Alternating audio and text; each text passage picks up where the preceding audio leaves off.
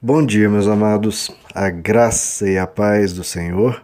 Eu sou o pastor Rômulo Pereira, da Igreja Batista Palavra da Graça, e hoje nós vamos estudar o Evangelho segundo João, capítulo 15, verso 2, que diz: Todo ramo que estando em mim não dá fruto, ele corta, e todo que dá fruto, ele poda, para que dê mais fruto ainda. Bom, queridos, aqui estão na segunda mensagem, nesse verso, né?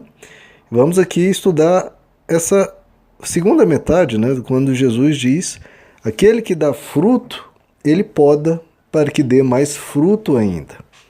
Então veja só, mesmo aqueles que dão frutos, eles vão passar por um processo doloroso, que é o processo de ser aparado, de ser podado. A poda aqui significa o quê? Você limpar, você purificar, você trabalhar aquele ramo para que ele seja mais forte, mais vigoroso e que dê mais fruto ainda. Como o próprio Jesus diz em Apocalipse capítulo 3, verso 19, eu repreendo a todos quantos amo. Então veja, há esse processo necessário no ser humano de estarmos sempre sendo limpos, sempre sendo corrigidos, né? No nosso caminhar, na nossa vida. A gente precisa de correções no nosso curso para que a gente continue indo na direção correta. Tem muita coisa em nós, queridos, que precisa ir sendo retirada de tempos em tempos. Mesmo se hoje, agora, tivesse feito tudo necessário, o que não é realizado, né? Mas se fôssemos purificar de todos os nossos erros, tivesse pessoas agora sem qualquer fraqueza, sem qualquer defeito, daqui a um mês isso já não seria a realidade, já teríamos problemas, já teríamos coisas a serem corrigidas. Nós precisamos de ajustes, queridos, o tempo todo. Nós precisamos de melhorias, nós precisamos crescer, nós precisamos que Deus venha até nós e nos aconselhe e nos corrija e nos auxilie. Porque se nós deixarmos o ramo crescendo de qualquer forma, ele vai ficar distorcido, ele vai ficar errado e vai dar problema. Mas a vereda do justo, como diz Provérbios, né, como a luz da aurora que vai brilhando cada vez mais até ser dia perfeito. Esse é o objetivo de Deus.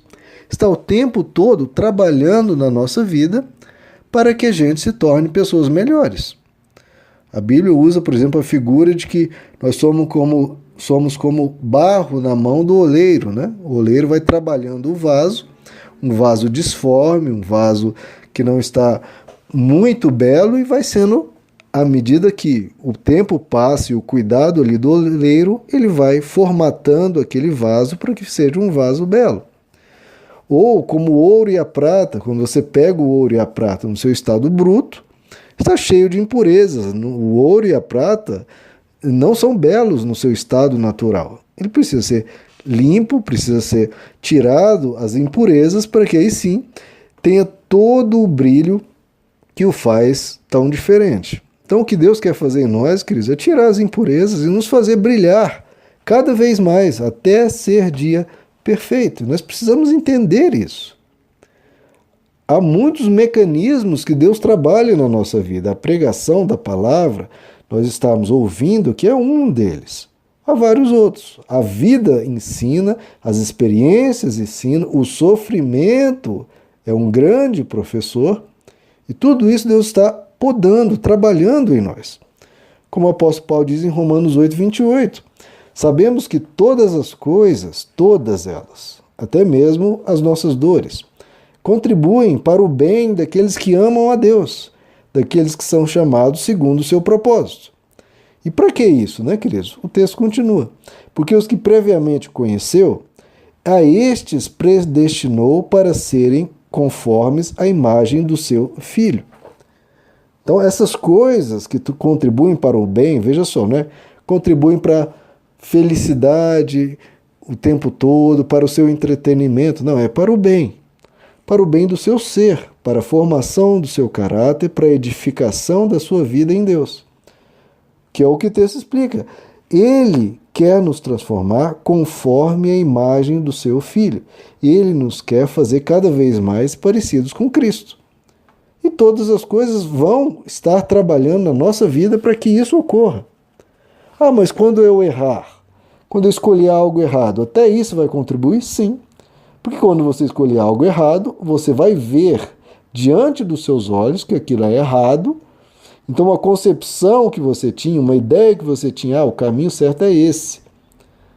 Você vai ver na prática que aquele não é o caminho certo, que aquilo é uma decisão equivocada. E aí você vai poder mudar os seus conceitos, mudar a sua forma de enxergar aquela questão. E veja que quem realmente entendeu o Evangelho agradece por essa intervenção de Deus. Porque essa intervenção dele, essa pode estar nos transformando. É claro que às vezes dói sim, mas é uma dor, queridos, que nos liberta de muitas outras dores. Você não sabe, se você tivesse sido poupado de determinada dor, aonde você estaria? Talvez você tivesse se perdido na vida, né? A gente vê Davi, por exemplo, ele teve que enfrentar um leão, depois teve que enfrentar um urso, e aquelas dores que talvez ele pense, poxa, meu pai me abandonou aqui no campo, meu pai nem se lembra de mim, eu sou o filho mais desprezado, né? E ainda vem um leão atacar aqui as ovelhas, ainda vem um urso atacar as ovelhas, eu defendo as ovelhas, não sou elogiado, não sou reconhecido, minha vida aqui é ficar ao relento, na chuva, cuidando de ovelhas que cheiram mal. Mas tudo aquilo contribuiu para a formação de uma pessoa pronta e forte e corajosa para depois liderar uma nação. Então, há os processos que Deus utiliza para nos forjar, para nos moldar. Em Hebreus capítulo 12, verso 10, nos diz que os nossos pais, por pouco tempo, nos corrigiam como bem lhes parecia. Deus, porém, para nosso proveito, para sermos participantes da sua santidade. Então, veja, Deus está fazendo isso para o proveito de quem? Para o nosso proveito, é em nosso benefício, para que a gente seja participante cada vez mais de uma vida abundante, de uma vida cada vez mais pura, mais perfeita. E o texto continua, mas é claro que nenhuma correção, no momento, não parece ser motivo de alegria. Pelo contrário, de tristeza. Depois, entretanto, ela produz o fruto de justiça pacífico naqueles que por ela foram exercitados. Então veja, antigamente quando nossos pais nos corrigiam, a gente se entristecia, a gente ficava chateado, às vezes até ficava meio rebelde, mas hoje a gente reconhece que aquilo foi necessário para sermos pessoas melhores. Da mesma forma, Deus está trabalhando em nossas vidas para nos corrigir e nos apontar na direção correta. É por isso que o apóstolo Paulo chega a esse entendimento que ele diz em Romanos 5. Nós nos gloriamos nas tribulações. Olha só como é diferente, às vezes, do pensamento de muitos cristãos aqui. Por uma dor qualquer, por um sofrimento qualquer, está logo abandonando a fé, está logo murmurando. O apóstolo Paulo diz, nós nos gloriamos, nós até mesmo agradecemos a Deus nas tribulações. Por quê? Porque a tribulação tem um efeito de produzir perseverança, né, de crescer a nossa força interior, nosso endurance. A perseverança produz experiência, né, aquela tribulação. À medida que você a enfrenta, a encara e a vence, poxa, é um aprendizado. Você aprendeu algo que pode ensinar a outras pessoas e aquela experiência vai ser valiosa para você na hora de enfrentar situações semelhantes ou situações mais difíceis. Você vai ter agora condições de atravessar e vencer por causa das experiências anteriores. Ele diz, e a experiência produz esperança. Claro, se você enfrentou algo que antes você achava intransponível e venceu, poxa, então agora o que vier eu vou enfrentar com toda força, com toda alegria, com toda esperança, porque se eu venci tantas coisas no passado, eu tenho condições de vencer as que vêm por diante. E veja, a pessoa que entende, ela começa a pedir a Deus para que Deus a corrija. Como o próprio Davi diz, cria em mim, ó Deus, um coração puro e renova em mim um espírito estável.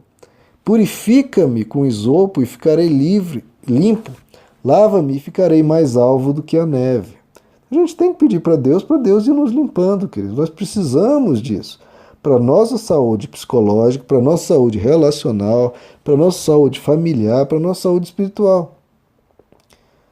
O apóstolo Paulo diz em 2 Coríntios 4, a nossa leve e momentânea tribulação produz para nós cada vez mais, abundantemente, um eterno peso de glória.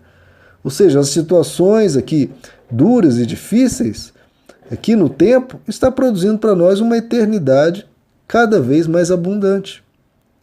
E aí ele diz, por isso que eu não atento para as coisas que se veem, mas sim para as que não se veem, porque os sofrimentos que se veem são temporais, mas o que eu vou colher disso é eterno. Então a gente tem que, sim, clamar a Deus para que Ele continue nos edificando, nos santificando. E para que esse sofrimento? O que isso vai produzindo? Jesus diz, essa poda é para que deis muito fruto. E que fruto é esse? Gálatas 5 nos deixa isso bem claro. O fruto do Espírito Santo, o fruto que ele quer produzir é amor, alegria, paz, paciência, bondade, fidelidade, mansidão, domínio próprio. Então, os frutos do Espírito Santo ele quer produzir dentro de nós e a gente precisa dar ouvidos à voz dele para que a gente cresça. Meus amados, que Deus lhes abençoe. A graça e a paz do Senhor.